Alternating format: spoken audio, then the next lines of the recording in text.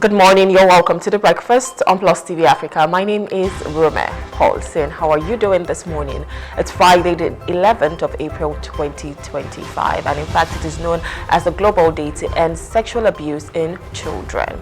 So on today's breakfast show, we'll be looking at several hot topics, one of which is NERC finds disco for overbilling customers. Much later in the show, we'll be having a conversation with Chris Wonkobie about the Rivers crisis, and PDP governors are to sue the bloc state of emergency. Yes, we'll also be taking global stories that has made it to the front pages of our national dailies, as well as some top trending stories. But first, as usual, let's see our quote of the day.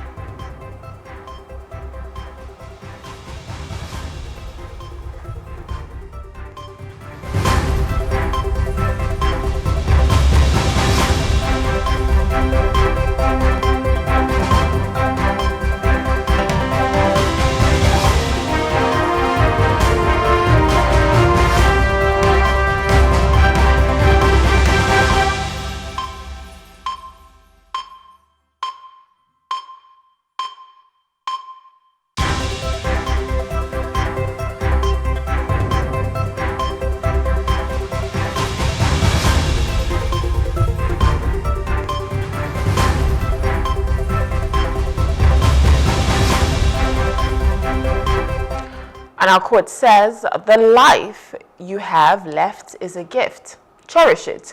Enjoy it now to the fullest. Do what matters and now." And that is according to Leo Babota. And he says this morning, the life you have left is a gift. Cherish it. Enjoy it now to the fullest. Do what matters. Leo is obviously the author of Zen Habits, and he's gone ahead to write so many other books. And he's telling you this morning that what you have left is a gift. Life in itself is a gift.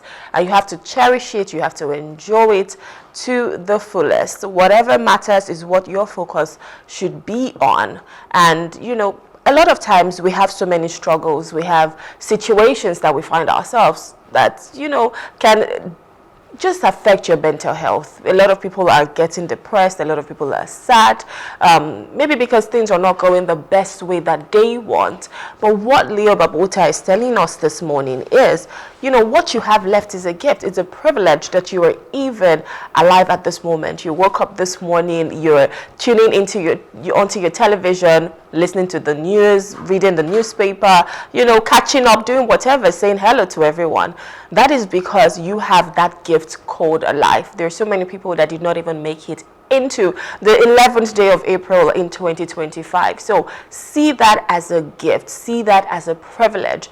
And, you know, you shouldn't just be there worrying about what you would eat, what you would drink. I know that it is important, you know, for you to plan, for you to make those plans for your life. Yes, but it's still important that you cherish what you have, that you try to be happy in every present moment. So what you have now, you know, you have to cherish it. You have to enjoy it to the fullest. You have to just make sure that you are doing what's best for yourself. I mean, those other nice things will definitely come, but always stay in this present moment. So do what matters. You know, if it's you having to prioritize certain things for your future, why not? But in as much as you're thinking of what's going to come next, be in this present moment and enjoy it, because you're not promised tomorrow. You're not even promised the next minute. Let's be honest. Anything could happen and you would just have to say your goodbyes to this world. But in this moment, what are you doing about it? Are you having fun? Are you enjoying it? Are you basking in that present moment? Are you enjoying it with the family and friends and the loved ones that you have? That's what is important. You know how they say that in your final moments, when you start to slip away from this earth, you would want to look back on your life and say, what did I do with my life? Or what are the memories that I created? What are the moments that I have? Everything. I mean, that's what they say. I've never gone to the other side before, but everything would just start coming into your space, into your head space. You know, everything starts flashing back. What are those memories that you want to have? That's why we're telling you this morning. I mean, it's Friday, it's the weekend, so enjoy your life. You only live once. Nobody's promised a do-over in life. I know we hear things about you know, reincarnation and all of that, but nobody's promised that. And even when you come back, if you do come back, you're going to be a different person. So this life that you have, that you've been given, see it as a gift, cherish it, and enjoy it. All right, that's it for our top trending stories. That's it for our quote of the day. I beg your pardon. We'll go over to our top trending stories this morning. And of course, we have quite a number of stories for you. The first one is Dangote Refinery cuts petrol price to 865 naira per litre. Dangote Refinery has reduced its petrol price to 865 naira per litre, down from 880 naira per litre. This price adjustment, communicated to customers and marketers on Thursday, is expected to further decrease fuel prices in the country. The refinery's 650,000 barrel capacity has been a key player in influencing the market, with the reduction coming as anticipated by industry sources. The move aligns with the Nigerian government's efforts to support local refining, including the implementation of the Naira for Crude agreement. This agreement is designed to reduce Nigeria's reliance on foreign exchange for petroleum imports and bolster energy security. The government has emphasized that the policy is long-term and aims to enhance local refining capacity. Additionally, the Federal Executive Council's directive to implement the Naira for Crude deal will play a pivotal role in stabilizing the nation's fuel market. The Finance Ministry reiterated its commitment to this initiative, underscoring the importance for sustainable local refining and reducing the country's dependence on imported petroleum. Great news. I mean, we've seen better. I think at some point it came down to about 800 naira. So when we see this reduction, I know a lot of people would say it's just 15 naira. There's no impact there. There's nothing significant, to be honest, but at least it's something. I know that this Naira for Crude deal obviously played a role in why we saw the petrol prices go up again, and most petrol stations started selling for as high as 920 to 940, some even about 970 naira. But with this now it being 865 naira that Dangote is selling, I wonder what we would see with the pump price. I don't know if it's going to be maybe around 900-ish, but like I said, there are times when we've actually bought for 840 naira, so this doesn't seem like a whole lot, but it's something. And I mean, it might just be a step in the right direction. One thing about the petrol prices in Nigeria, because of crude, the crude price is not stable. That's the reason why we're always going to be here. And I know I had a conversation with someone on the show talking about the petrol price and why we cannot just have a stable price to be able to plan better. But you know, market forces obviously would have their own share of it all. You know, it's market forces that definitely determines what we pay. And of course, with the Naira for Crude deal that has been hanging, I mean, now we're seeing them trying to reach an agreement, which is great. But I wish, I mean, if you ask me, I wish we would pay for petrol. Maybe if it could come down to as low as 500 naira. But we haven't seen that yet. I don't know if we're going to see that. But we just hope for the best. The main issue has been the fuel subsidy, but of course the president had told us that the fuel subsidy was gone, and the reason behind that was because there was a cabal who was benefiting from this, and Nigeria doesn't have that much money to be able to float this need. So everybody obviously has to pay for their own petrol, pay for what you use, and the current market price, which is where we are now. Do we want a significant reduction instead of just the 15 naira? Definitely yes, but of course Dangote is also in there to make money. If he has a good deal, I'm sure we'll probably get a good deal, or not, because he can just be a very shrewd businessman who wants it for himself.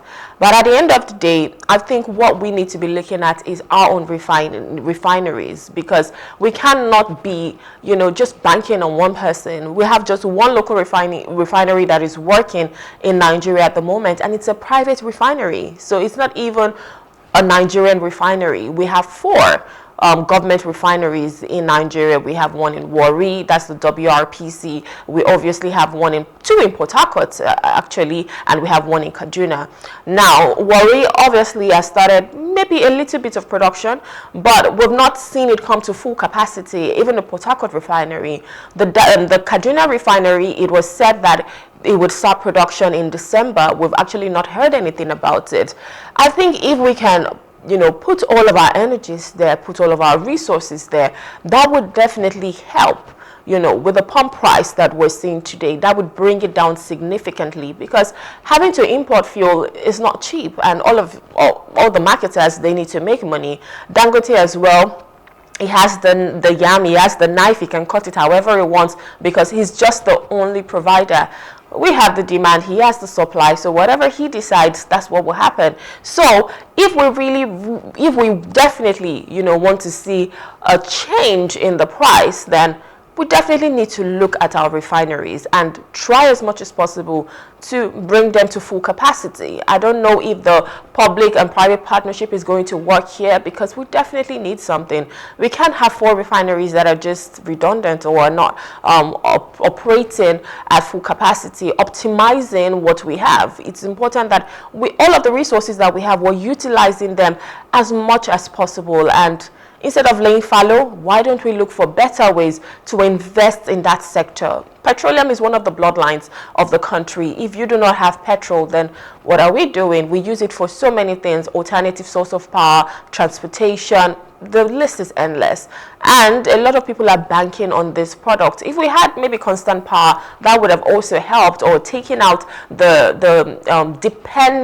dependability on this product. But here we are, we do not really have that, so we still have to depend on that product for an alternative source of power. So it's important that we try as much as possible to feed this bloodline that we so definitely need. And hopefully, maybe the next time we'll be speaking about this, it would not be 865 naira, it will be a lot more cheaper or a lot more affordable for Nigerians. All right, another top trending story says Africa's youth needs investment, not empowerment programs. An economist has criticized the focus on empowerment programs for young people, saying they already possess the skills, knowledge, and entrepreneurial spirit to create a successful business. According to him, what young people truly need is financial support, with investors willing to take risk on their ideas to help them grow. He also addressed the concerning trend of migration known as Japa, where many young Nigerians are leaving the country. He warned that this poses as a significant loss not only to Nigeria but to the entire Africa continent. With over 465 million young people aged 15 to 35, Africa's youth could become a major asset if properly nurtured and invested in. The African Development Bank, AFDB, President Akinwumi Adesina, believes Africa's future lies in its youth, not in migration to other continents. He emphasized that just like China and India have successfully managed their large populations, Africa must focus on skill development, job creation, and social protection for its youth to turn the demographic advantage into prosperity. Could not have said it more. I know that a lot of times we definitely want some empowerment in quote, which is great, but most times it just seems like hand-me-downs or handouts, right? Handouts to people, and you just take this. After I get that, what next? You give me a keke napep or a tricycle, as it's actually called. You give me that, and I probably do not have fuel to be able to move around in that tricycle to start up a business. What happens then? Or you give me Okada, or whatever the case might be, grinding machines. I know those are the things that they actually give in all of these empowerment programs. And then sometimes they give them stipends, right? What happens next? It's important that we look at ways to invest in the youth. And what are those ways? Having to give them grants, having to invest, financially, having to support the businesses, ensuring that we have a good business environment for businesses to thrive. Those are the things that we want. Ensuring that maybe even that with the tax reforms, I know that the tax reforms obviously is looking at small and medium scale enterprises. If you're not making as much money, you don't have to pay as much taxes, which is great. But there's so many other policies that we need. We can channel those monies into better means. So into better ways of actually putting those resources for the benefits of the youth. The youth, obviously, especially in Nigeria, because if we want to focus here on Nigeria, the youth in Nigeria takes a population of about 70%, right? So 70% of our entire population are the youths. So what are we doing to ensure that we're giving them a better environment to flourish, to grow, nurturing them? Those are the things we need to be looking at. Empowerment is great, but it is just a one-time thing. It's a temporary fix to a big problem, a greater problem, a huge problem. So when you just put a little band-aid, what happens? It would always come off and nothing is being done. So we need to look at more better means of investing in our youths. That's definitely what we need at the moment. Bring them in, especially in politics. We need youths even there. I know there was the Not Too Young to Rule campaign at one time that sparked a lot of comments from people, but have we really seen the youth being represented in all of these places? Not necessarily, because most times they'll tell you you're too young, you don't really know anything, you don't have the experience and all of that. But of course we can start somewhere. I think it's important that we start working hand in hand, because honestly the future of Nigeria, as we know, with the future of this country, rests on the youths. They are the next generation. When everybody has gone, all the old people is gone, who's going to be left here? They're the youths. They're the ones who are going to take over. So if we're not ensuring that we're grooming them the way they're supposed to be, to nurture them, to ensure that we have a better Nigerian future, then what happens? So it's important. Empowerment's great, but investment is even better. That's what we want. All right, another top trending story says Nafdac strengthens generic medicine regulation in Nigeria. The National Agency for Food and Drug Administration Control, Nafdac, has emphasized its commitment to ensuring the safety, quality, and effectiveness of generic medicines in Nigeria through stringent bioequivalence studies. These studies assess whether generic drugs are as effective as their branded counterparts, aiming to prevent the circulation of substandard medications and boost public trust in generics. Nafdac's Director General, Professor Moji Adeyeye, stated that mandating bioequivalent studies will strengthen regulatory measures to protect public health. She added that this studies ensures that generic drugs deliver the same therapeutic benefits as branded drugs, promoting rational prescribing practices. To support this initiative, Nafdac has created a comprehensive regulation and guidelines for the pharmaceutical industry, and is investing in training programs for staff and industry stakeholders. The agency continues to encourage pharmaceutical companies and healthcare providers to prioritize the use of generics that meets Nafdac's rigorous standard. Fantastic. Generic drugs. Most times when we go to the pharmacy, what we definitely ask for is, you most times have a name and you're like, what drug is this? So a generic drug basically is a pharmaceutical drug that contains the same chemical substance as a drug that was originally protected by chemical patients. And of course, they're allowed for sale after the patients have used the original drugs and maybe it has expired. So is the exact same medication as we know it, and is the exact same ingredient as the brand's name drug. So for instance, you have a big name that a generic drug is something that has been created after it, and it has the exact same ingredients to it. So most times, because especially with most of our pharmaceutical companies live in Nigeria and they're not producing here anymore, we obviously want an alternative. And drugs are not cheap, or medicine, in fact, they are not very cheap, and that's why we've seen a lot of people move over to traditional medicine. But in this case, is there a way we can have drugs a bit more accessible and more affordable for Nigerians? Yes, and I think this is such a great way. I like the fact that these are the things that we want, the government to do. Have proactive thinking. Think of what can we do to make lives better for Nigerians. We know that, things are a bit hard at the moment, let's be honest. But what can we do to, just bring that level of succor, just something to cushion the effect of everything that is going on.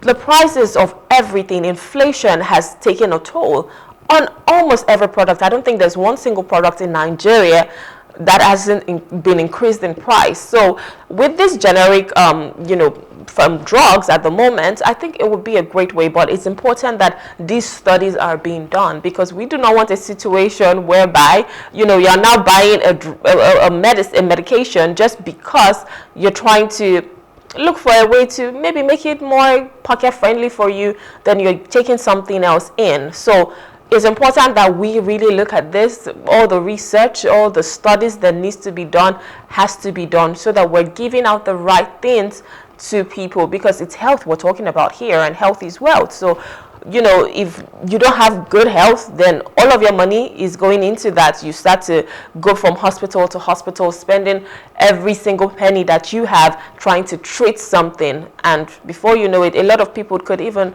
just pass on because they've taken or ingested something into their system. So that's definitely something that we need to look into. Fantastic idea, great idea. Kudos to Nafdac. We want you to do more, obviously, because we definitely just want a better Nigeria, and better Nigeria health-wise, you know, to be honest. So great job, and we will just wait to see what comes out of this.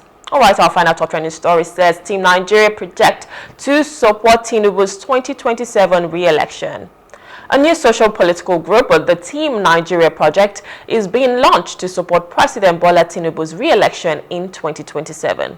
The group, led by influential youth leaders including Musiliu Akinsoya, that's MC Oluomo, aims to increase citizens' involvement in governance.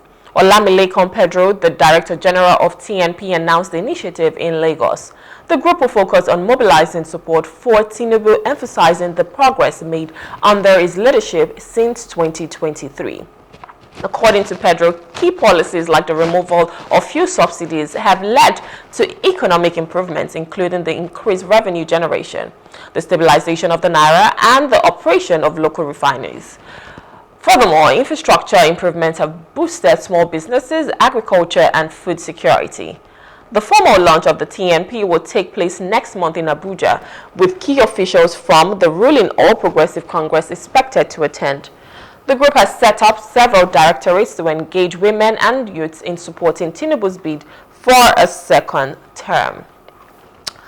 Well, fantastic. I don't think I have so much to say on this. At the end of the day, everybody will support whoever they would support. So the president obviously has been in office for about 2 years. A lot of people have different opinions about it.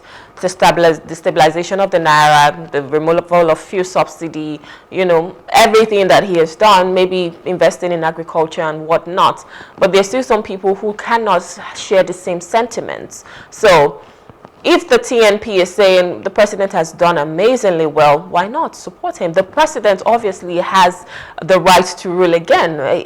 He has the legitimacy to run for office again, because in Nigeria you can do 2 terms or 4 years. So you're either or against. So it's understandable. There are so many people that would be for the president who thinks his policies are great, fantastic. Why not? There's so many people who are on the other side that cannot agree with that, because here we are, so many people are suffering. The economy is not the best at the moment. However, it is important that we understand, you know, with certain reforms comes certain sacrifices, and maybe these are the sacrifices that we need to make, you know, for this time being, and hopefully we'll see some level of improvement in the country's economy and what have you. So I think at the end of the day, you just need to look at what's on the table, the candidates that are presented to you, and vote for your conscience. It's as simple as that. I don't think anybody needs to make any choice for the other.